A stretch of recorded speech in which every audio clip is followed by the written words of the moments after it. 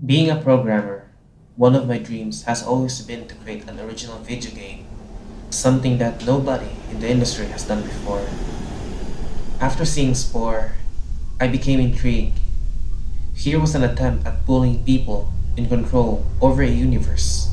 After looking at what made video games popular, I realized the main aspect was control. People in their daily lives have no control over their environment. They aren't told what to do, where to go, and how to live. Their jobs consist of standing or sitting somewhere until it's 5 p.m. and they're allowed to head back home. It's no mystery they're unhappy. For many people, video games are an escape to a world where they are in control or live exciting fake lives filled with adventure. The aspect of control is found in strategy games, the adventure in role playing games generally. I look at games like The Sims and notice what made them so popular is not just the illusion of control, but the degree of control. You have complete control over people's lives. Before The Sims, there was Sim Earth, a game in which you do not control individual people, but an entire Earth. I came to the conclusion that I had to develop a game similar to Spore, in which the player subtly guides evolution. What caused Spore to be such a failure is the lack of realistic control people had. It hardly resembled evolution.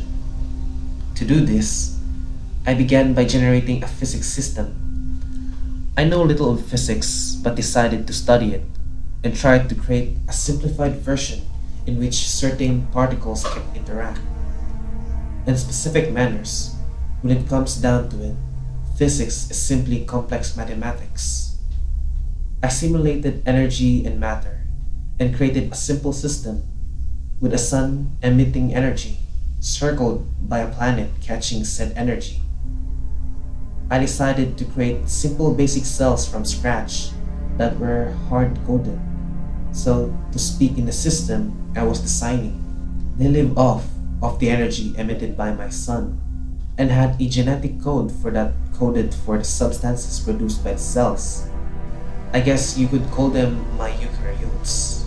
My world within a few minutes would always fill with these cells, after which they would mutate, and the most efficient cell in converting energy from the sun into useful substances for division would survive.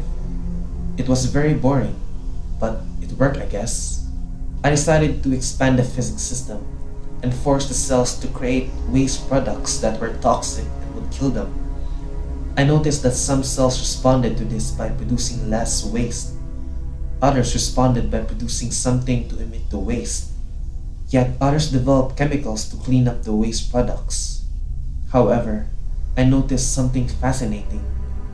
Running the simulation for a few centuries, a few minutes in real life, created cells that made massive amounts of specific waste products on purpose. I noticed that other cells died as a result of this, to which the other cells responded by usurping the building blocks they had created from energy. The first predators were born. With the first predators, diversity in this little world rapidly increased.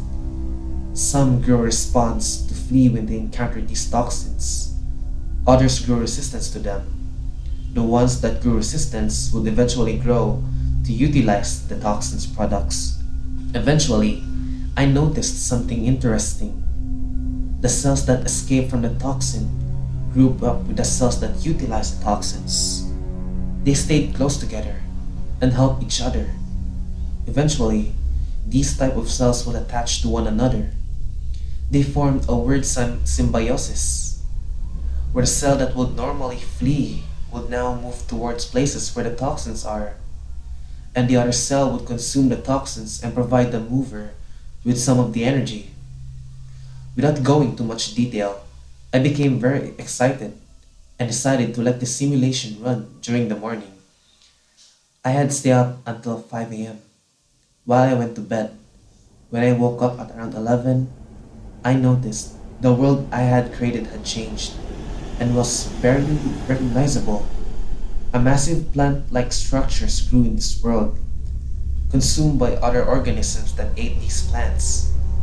However, looking at the log, I noticed the world hadn't changed much in the past 2 hours or so.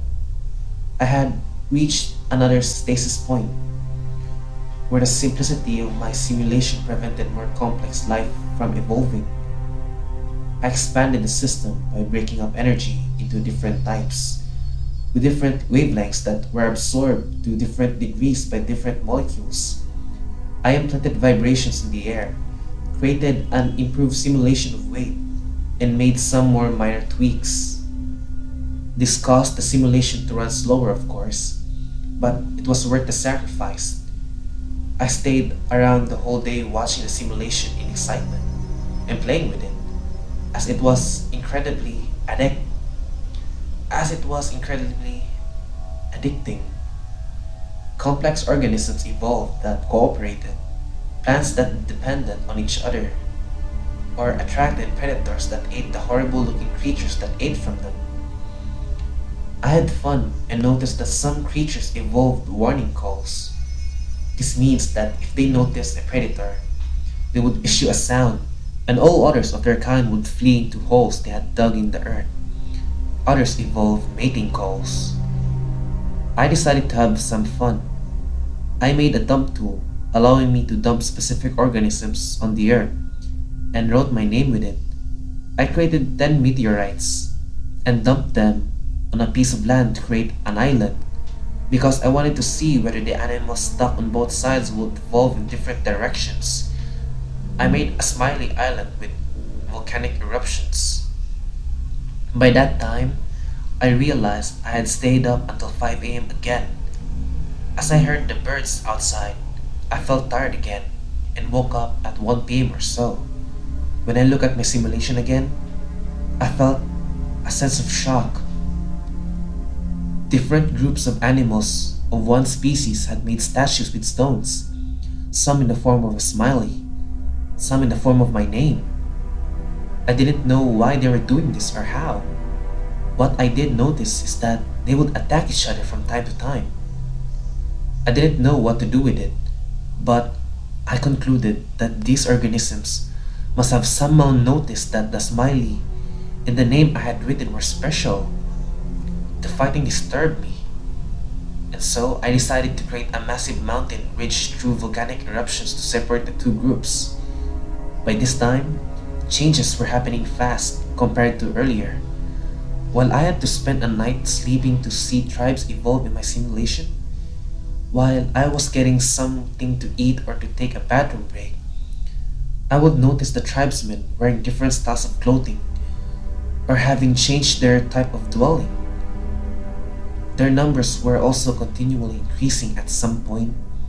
I noticed that creatures began making their own symbols on the ground and no longer just copying mine. Most of the symbols seemed random and unintelligible to me, but one stood out.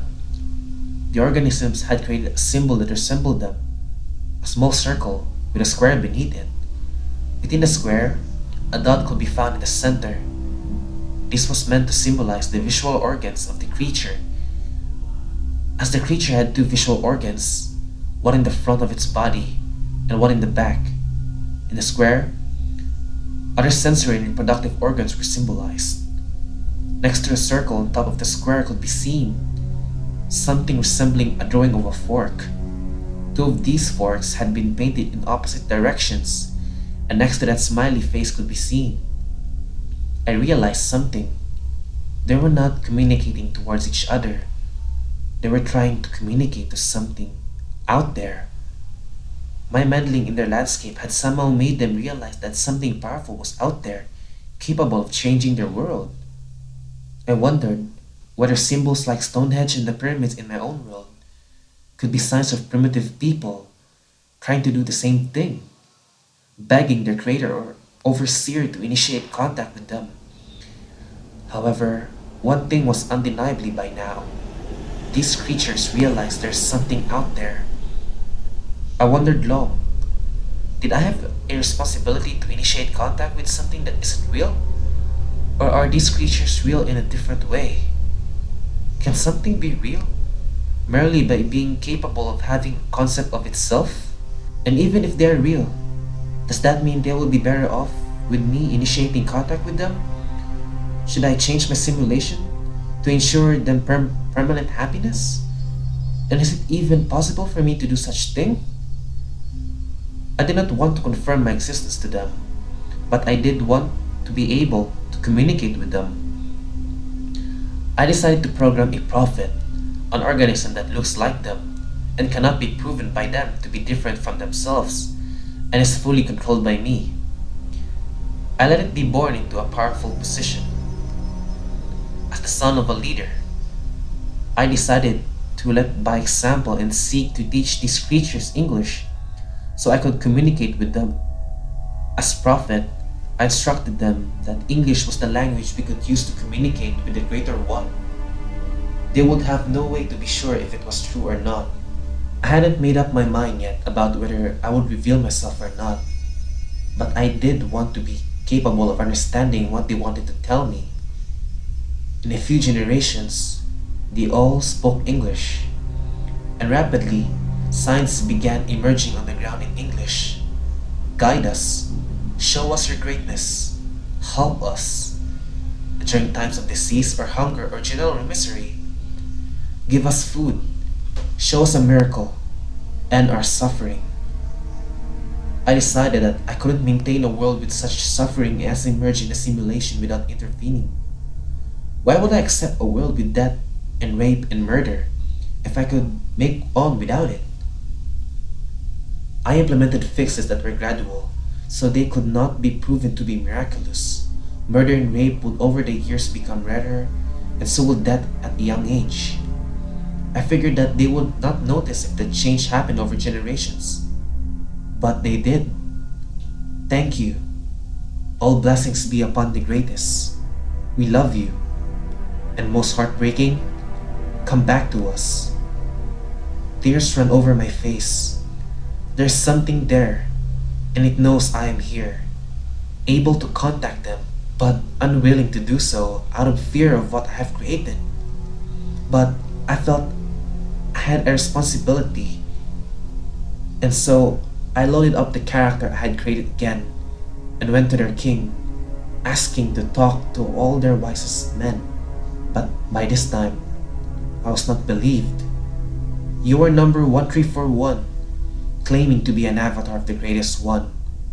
If you are him, I pray for your forgiveness, but please show us a sign before demanding of me to gather all our wisest men. And so I hesitated, but responded, tomorrow there shall be 2 more meteors falling on a deserted island in the sea before you on the same day, and when they do, doubt no more, and realize that I have come back to repair the broken world that I created. And so, I exited my avatar and progressed the simulation until the next day was reached, and threw 2 more meteors on a deserted island before the mainland, where thousands had gathered to watch whether a sign would be given. Upon the descent of meteors, celebrations were held. All the sentient organisms gathered around the small house where I had exited my avatar and lay flat on the ground, in apparent worship of the man who was last seen there, and afraid of coming close. I don't know who was more afraid by now, me or them. I loaded into my avatar again and exited the house. The creatures continued to lay flat on the ground in utter silence. It is as if they felt unworthy of speaking. Let your wisest man stand up, I told them. And up stood one of these bizarre-looking creatures. Thank you for coming back. Pray, tell us, do you have any requests of us? I hesitated before saying, there's nothing you can do for me that pleases me, but for you to be good to one another and contact me with your wishes and fears. The creature responded, we know you come from a different world, and we are afraid. We understand how vulnerable we are, and how incomplete our experience is. Please, allow us to join you in the world that you created our world from. I began crying behind my computer. As I responded, "I don't know how," the creature responded, "At risk of offending you, please understand the severity of our situation. By living in a world that is incomplete, we are at constant risk of disappearing forever, never to be seen again. We will never even consciously realize that our end had come." I realized that they were unable to comprehend that I only had absolute power within their world and not outside of it. They also did not realize that my knowledge of their world was limited. I may have created it through simple laws, but those simple laws give way to a reality of its own that is more complex than I can comprehend. I responded again, "I only have power in your world. In my world, I have no power, and so I cannot bring you there, because my world is not under my control. I also do not understand the world I have created. I do not know what is best for you.